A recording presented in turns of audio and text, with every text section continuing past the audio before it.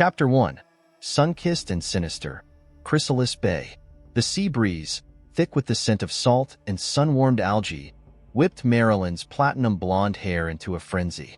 She squinted at the peeling white paint of the Chrysalis Bay sign, a jaunty butterfly illustration mockingly defying the chipped lettering.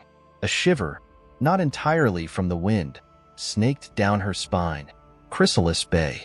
The name had shimmered with promise in Arthur's telegram, a last-minute escape from the stifling monotony of Detroit. Arthur, her fiancé, a man whose smile could melt glaciers and tan rivaled polished mahogany, had secured a fantastic deal on a secluded beach getaway. A final hurrah before their June wedding, the telegram declared. But the Chrysalis Bay that greeted her was far from the picture Arthur had painted with words. Nestled between two craggy cliffs, the once grand resort wore its age like a shroud. Palm trees, once a vibrant green, drooped with neglect, their fronds whispering secrets on the wind. The turquoise paint on the low-slung buildings was faded and patchy, revealing a sickly yellow beneath. The Olympic-sized pool, its surface a canvas of wrinkled neglect, mirrored the desolation. A lone seagull circled overhead, its mournful cry echoing Marilyn's unease. Arthur, usually a whirlwind of charm and optimism, had been strangely subdued since their arrival. His normally bright eyes held a distant glint, his smile strained. He mumbled something about unpacking the car, the sound lost in the rhythmic crash of waves against the rocky shore. Curiosity, a trait that often landed her in trouble, gnawed at Marilyn. Ignoring the chill creeping into the air with the descending sun, she wandered towards the deserted reception area. The once polished marble floor was now etched with spiderwebs, and a layer of dust veiled the forlorn registration desk. Behind it, a single, dusty postcard lay abandoned. She picked it up, her heart skipping a beat. The image, faded and brittle, showed the Chrysalis Bay in its former glory, teeming with sunbathers and laughter. But scrawled across the back, in a jagged, unfamiliar hand, were 3 words, "They never leave." A sudden crash from outside the reception sent the postcard fluttering from her grasp. It landed face down on the dusty floor, the message hidden. A tremor ran through Marilyn as she rushed towards the sound, her mind conjuring unsettling images. Chapter 2. The postcard with jagged edges. The source of the noise was not what Marilyn had anticipated. Arthur stood by the car, his face pale, staring at the open trunk.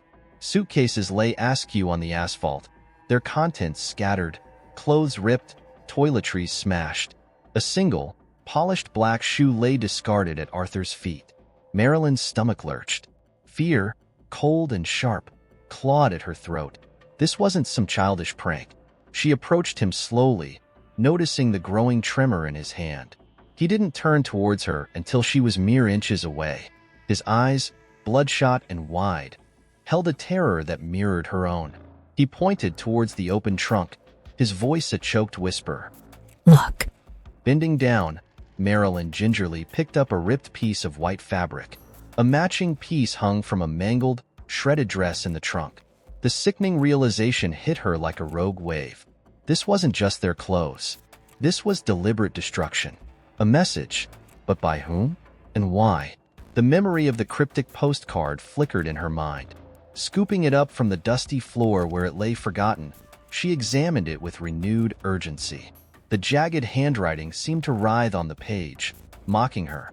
The sun, dipping below the horizon, cast long, grotesque shadows, twisting the once familiar palm trees into menacing figures. Suddenly, a new detail on the postcard jumped out at her, a faint inscription at the bottom. It was partially obscured by the faded photo, but under the fading light, she managed to decipher it. Blackwood Manor, it read. Arthur, his gaze fixed on the ravaged belongings, seemed to register the same discovery. With a jolt, he turned towards her, a flicker of hope igniting in his dark eyes. Was this a clue? A point of escape from this sudden nightmare?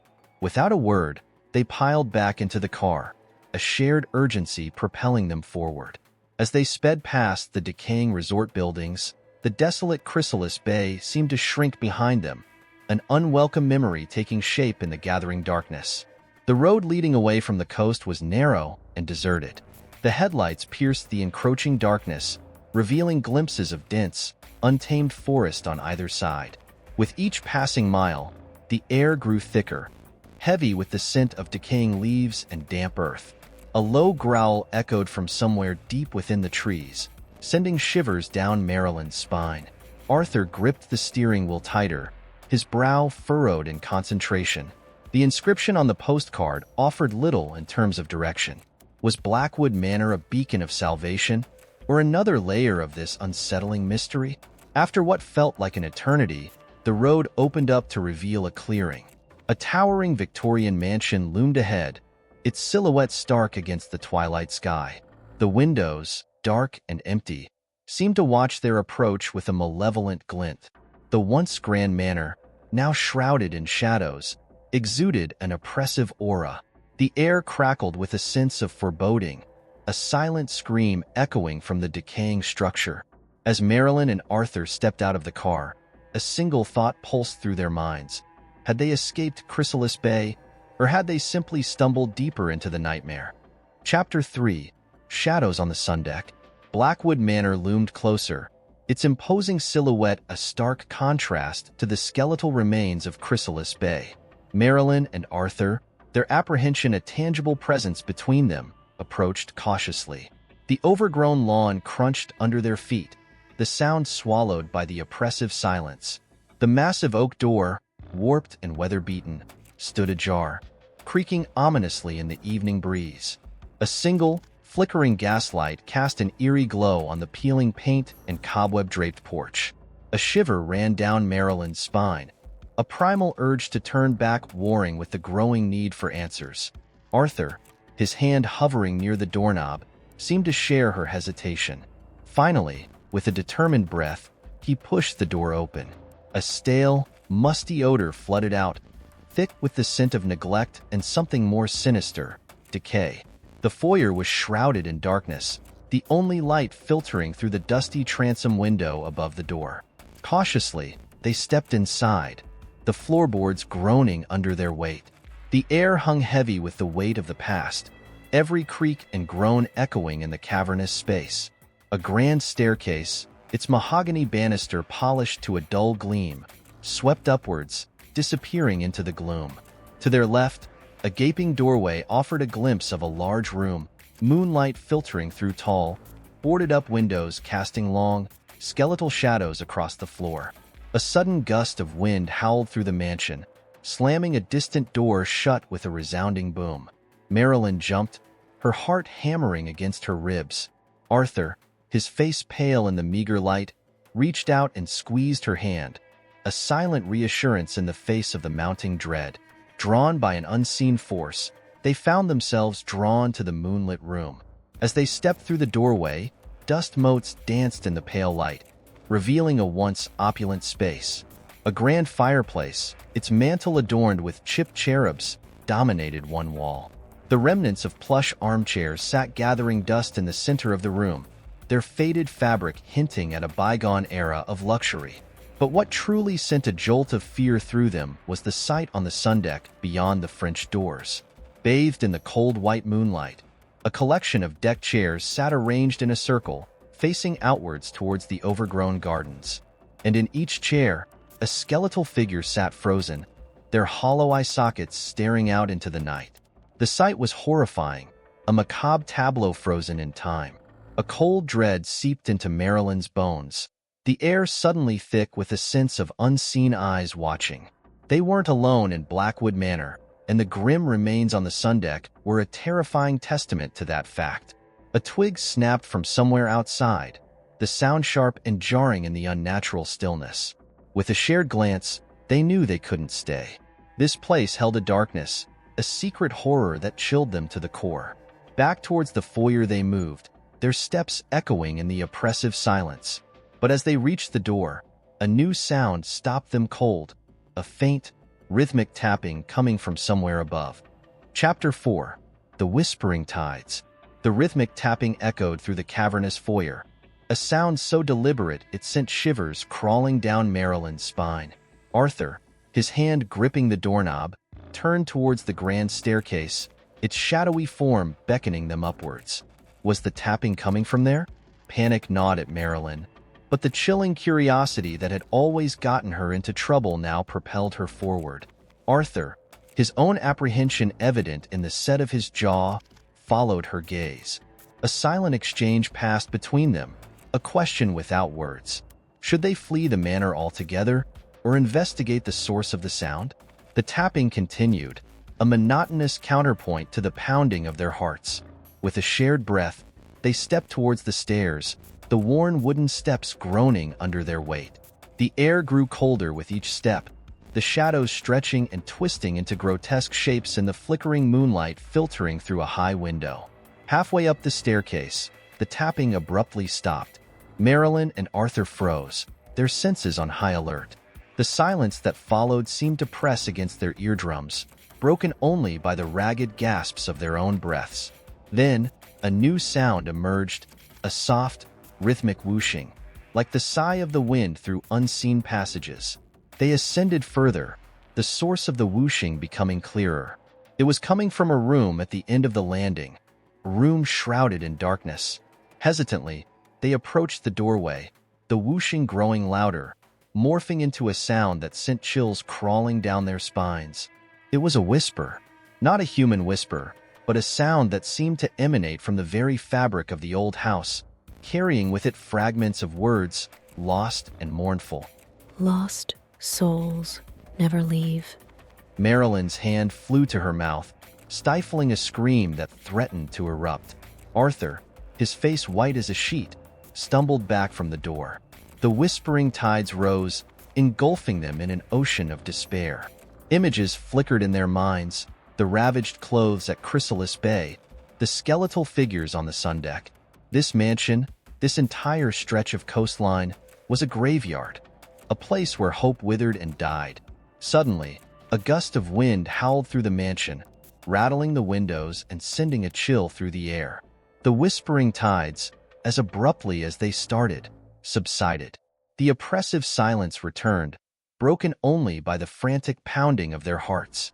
As the wind died down, a single floorboard creaked from within the darkened room. A low growl echoed from within, a sound that sent a wave of terror washing over them. They had stumbled upon something ancient, something malevolent, and it was aware of their presence. Panic seized them.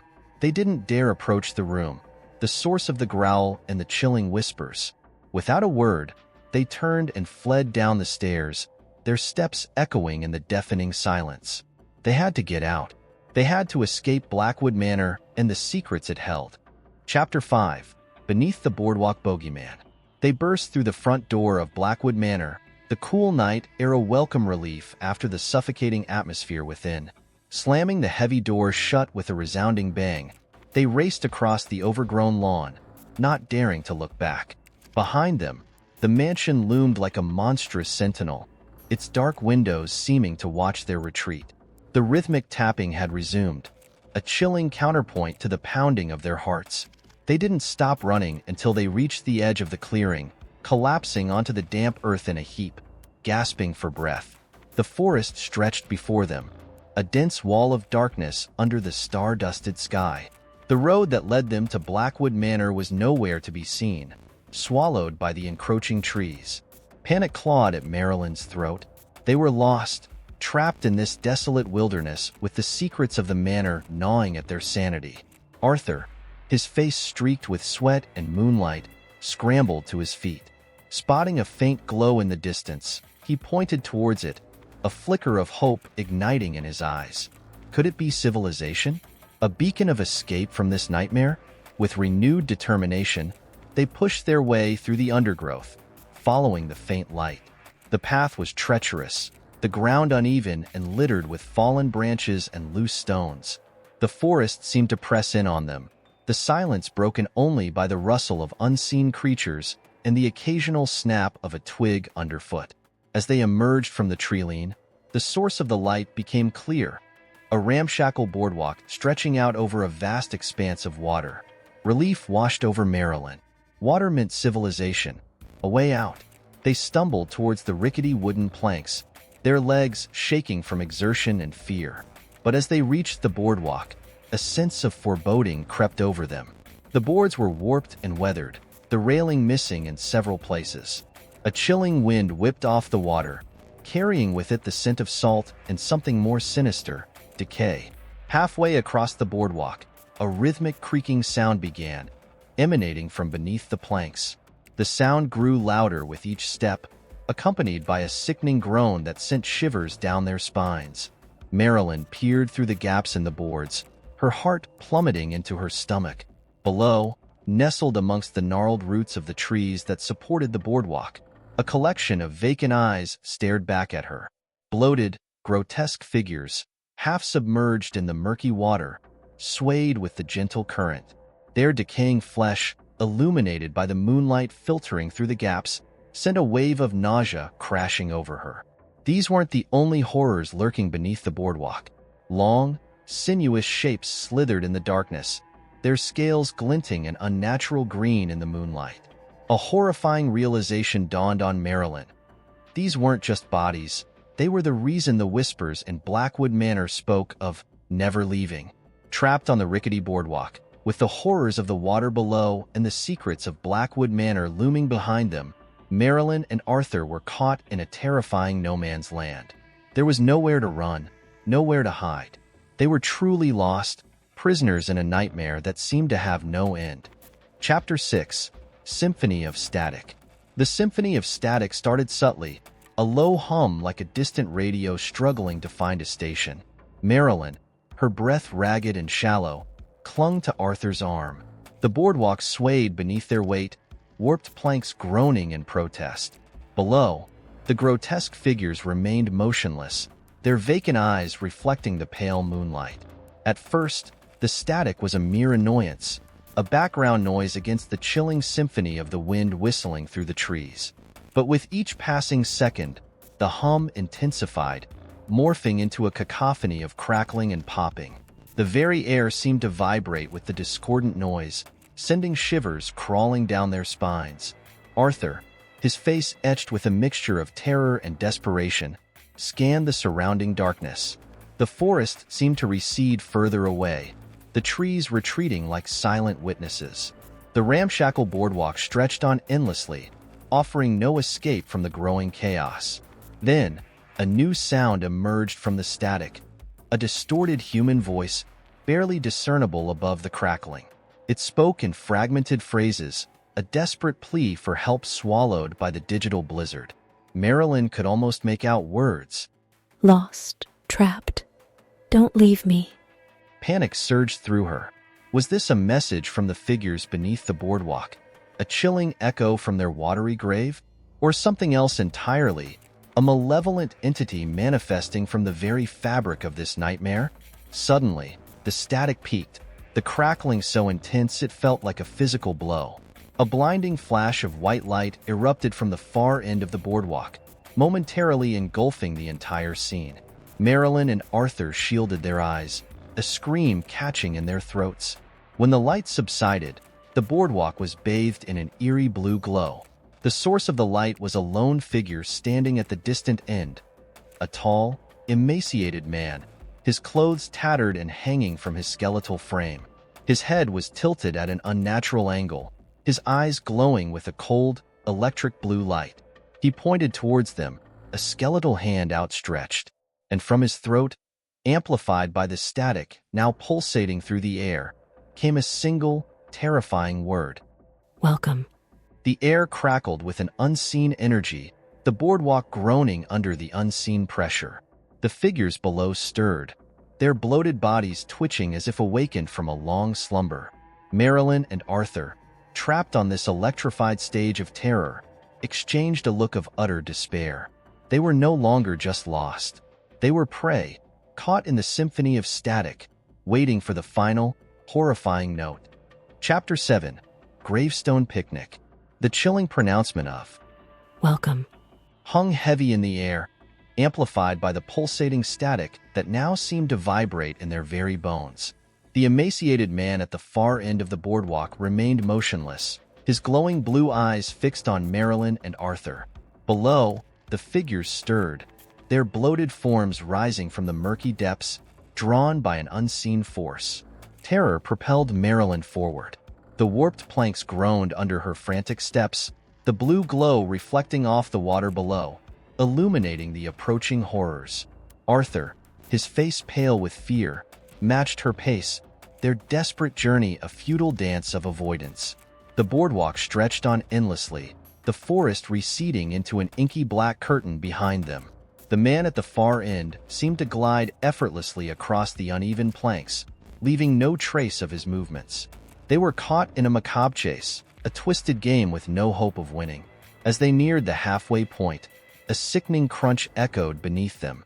One of the planks gave way, a gaping hole revealing the churning water below. Marilyn stumbled, the boardwalk tilting precariously. Arthur instinctively reached out, his grip catching her arm just as she began to fall. Pulling her back with a desperate heave, he hauled her onto a sturdier section. But the distraction cost them precious time. The figures were upon them now, reaching for the boardwalk with grotesquely long fingers, their vacant eyes burning with an unnatural hunger. Without warning, the emaciated man raised a skeletal hand. A bolt of blue lightning, crackling with an unnatural fury, erupted from his fingertips, arcing towards the closest figures. They flinched back, shrieking in a sound that was more like static than any human cry. The boardwalk lurched violently, throwing them off balance. A loose plank shifted, sending Arthur sprawling towards the gaping hole. He clung to the edge, his fingers digging into the gnarled wood. Marilyn, adrenaline coursing through her veins, scrambled towards him. Reaching out, she grabbed his shirt, her grip straining against his weight. They locked eyes, a silent plea for help passing between them. Then, with a sickening crack, the wood beneath Arthur's fingers gave way. He screamed, a sound swallowed by the symphony of static. Marilyn held on for a brief, agonizing moment, then his weight pulled her down. Together, they plunged into the churning water, the figures reaching out for them with a grotesque hunger. But the darkness beneath the boardwalk held a different horror. As they sank deeper, a faint, rhythmic tapping echoed from all around. Thousands of eyes, glowing a sickly green in the murky water, materialized from the depths, staring up at them with a cold, malevolent intelligence. This wasn't a watery grave. It was a banquet hall, a graveyard picnic for forgotten souls, and Marilyn and Arthur were the main course. Chapter 8. The Unfinished Mural. A searing pain lanced through Marilyn's head, jolting her awake. Disoriented, she coughed, sputtering water from her lungs. The symphony of static had faded, replaced by an unsettling silence. Brine stung her eyes, blurring the scene around her. She was sprawled on a damp, rocky surface. The air hung heavy with the stench of mildew and decay. As her vision cleared, a wave of nausea washed over her. She was in a cavern, its walls slick with moisture and adorned with an unsettling spectacle. Large, unfinished murals covered every inch of the damp rock. Grotesque figures, their forms a twisted mix of human and animal, stared out with vacant eyes. Unidentified symbols, scrawled in a language that seemed to writhe and pulsate, snaked between the figures. Panic surged through her. Had they somehow escaped the watery grave? Or was this another layer of this horrific nightmare? A rustle from the shadows caught her attention. Her gaze darted towards the sound, her heart pounding in her chest. A lone figure emerged from the darkness, the emaciated man from the boardwalk. He stood before the unfinished mural, his back to her. Raising a long, skeletal finger, he touched the surface, tracing the outline of a monstrous figure. As his finger moved, the mural seemed to come alive. The charcoal lines pulsed with an otherworldly glow, the unfinished monster taking on a grotesque semblance of reality. Marilyn watched in horrified fascination as the emaciated man finished his work, stepping back with a chilling smile that seemed to stretch impossibly wide. He turned towards her, his blue eyes glowing with an unnatural intensity. A single word escaped his lips, a guttural rasp that reverberated throughout the cavern. Incomplete. The meaning was clear. This unfinished mural, this monstrous tableau, somehow reflected their own fate. They were trapped, caught in the clutches of an ancient horror, their lives forever etched into the damp rock as part of a macabre story. Suddenly, a deafening crack echoed through the cavern. A large section of the ceiling, weakened by the constant moisture, began to crumble. Marilyn scrambled to her feet, dodging falling debris. The emaciated man remained motionless, his eyes fixed on the mural, a flicker of triumph in their cold depths. The weight of the collapsing ceiling shifted, pushing against the walls. Another booming crack, and a section of the wall closest to the mural burst open, revealing a narrow passage bathed in faint moonlight. Escape. Without hesitation, Marilyn bolted towards the opening, ignoring the falling rocks and the chilling laughter echoing behind her. This was her chance, a sliver of hope in this otherwise bleak reality. She squeezed through the narrow passage, the rough stones scraping against her skin. On the other side, she emerged into a clearing bathed in the pale light of a full moon. Chrysalis Bay, once a symbol of their idyllic getaway, now lay in ruins before her. It was a different kind of nightmare, but a familiar one. With a final glance back at the collapsed cavern, Marilyn turned and vanished into the darkness of the forest. The horrors of Blackwood Manor and the unfinished mural forever etched in her memory. A lone survivor, forever marked by the whispers of the tides and the symphony of static. Chapter 9. Secrets in the Moonlight. Dawn arrived reluctantly, painting the sky with streaks of bruised orange and purple. Exhausted and battered, Marilyn stumbled out of the dense forest, collapsing onto the deserted beach. The sight of Chrysalis Bay, bathed in the soft light of the rising sun, should have brought a sense of relief. Instead, it filled her with a chilling dread. The once vibrant facade was now a stark reminder of the horrors she had barely escaped. The peeling paint and broken windows seemed to mock her, a silent testament to the sinister secrets the resort held. As the sun climbed higher in the sky, casting long shadows across the decaying buildings, Marilyn forced herself to her feet.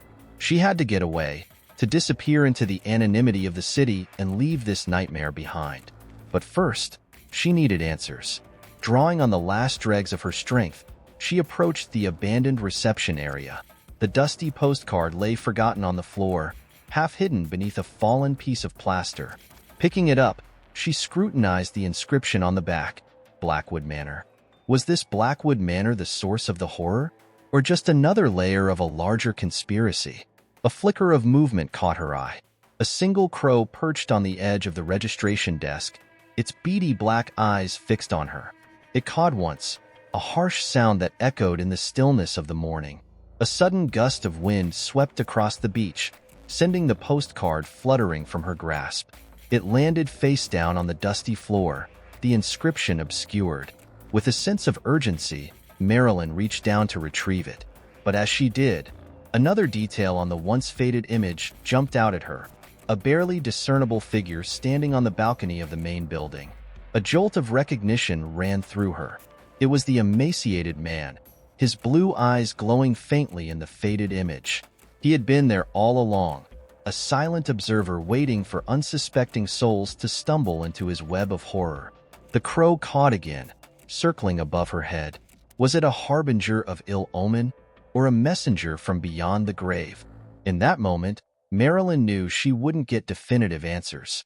The secrets of Chrysalis Bay and Blackwood Manor would forever remain veiled, whispers carried on the tide and etched in the unfinished mural.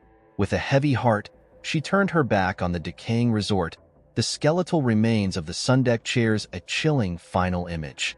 She walked towards the road, the rising sun casting long shadows behind her. Ahead lay an uncertain future, but one thing was clear. She would carry the scars of this nightmare forever, a silent testament to the secrets revealed in the pale moonlight. Chapter 10. Chrysalis Broken. Escape or entombment? The city lights blurred into a kaleidoscope of colors as the bus rattled down the highway, carrying Marilyn away from the horrors of Chrysalis Bay. Exhaustion gnawed at her, her body a canvas of bruises and scrapes. But the scars on her soul ran far deeper. The image of the unfinished mural in the cavern haunted her sleep, a chilling reminder of her brush with oblivion. Was she truly free, or was she forever trapped within the nightmare, an unwilling participant in a story etched in damp rock? Days turned into weeks, The frantic pace of city life a stark contrast to the desolate quiet of Chrysalis Bay. Marilyn immersed herself in the routine. Work, meals eaten alone in crowded diners, nights spent staring at the blank ceiling of her tiny apartment. She never spoke of what happened. The words wouldn't coalesce, the horror too vast, too unbelievable. The world she knew, the one filled with sunshine and laughter, had fractured, replaced by a chilling uncertainty. One rainy afternoon, rummaging through her purse, she came across the remnants of Chrysalis Bay, the battered postcard, now faded and frayed, and a single, polished black shoe. As she held them in her hand, a wave of grief washed over her. Arthur, his smile, his voice, were now just faded memories. Suddenly, a flicker of movement in the corner of her eye caught her attention. A single crow perched on the windowsill, its beady black eyes gleaming in the dim light. It cawed once, a harsh sound that echoed in the stillness of the room. The crow tilted its head, studying her with an unsettling intelligence. Then, with another raucous caw, it spread its wings and took flight, vanishing into the storm-racked sky. Marilyn stared after it, a cold dread settling in her stomach. Was it a mere bird, or a messenger from the unfinished mural? A reminder that the horrors she faced weren't confined to Chrysalis Bay or the decaying walls of Blackwood Manor. The answer remained shrouded in darkness, just like the inscription on the back of the postcard, forever obscured by the dust of time. But one thing was certain. The chrysalis of her innocence had been shattered, leaving her forever changed. Escaped, perhaps, but truly free? That was a question only time would answer. As the rain lashed against the window pane, Marilyn clutched the black shoe and the battered postcard, a silent vow forming in her heart. She would not become another forgotten figure trapped in a story whispered on the tides. The nightmare might be over, but the fight for her sanity, for the remnants of her life, had just begun.